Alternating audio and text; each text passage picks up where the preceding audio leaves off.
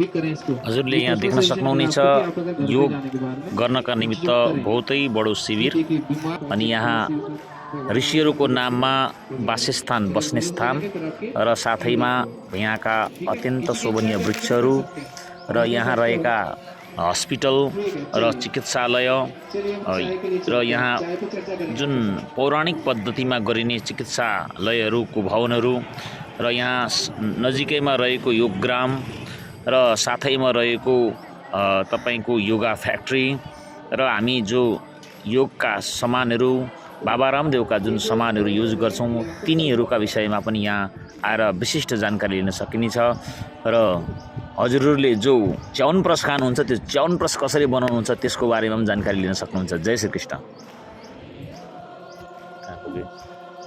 हजुरले यहाँ देख्न सक्नुहुनेछ योग गर्नका निमित्त बहुतै बडो शिविर अनि यहाँ ऋषिहरूको नाममा मिस तपाईलाई यो योगा गरेर कस्तो फिल हुँदैछ भन्नुस् त?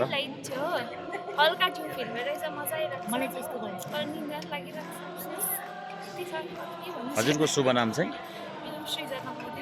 कहाँदेखि आउनु भएको हजुर? योगा गरेर बडा आनन्द फिल हुँदैछ हजुरलाई? चाहिँ योगाको विषयमा केही भन्न चाहनुहुन्छ?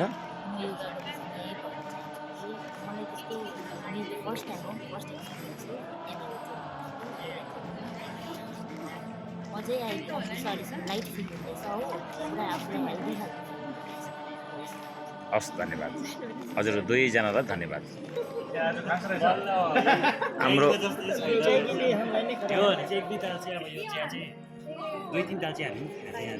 हाम्रो योगीहरू आज यसरी चाय पाउँदा बडा खुसी हुनुहुन्छ।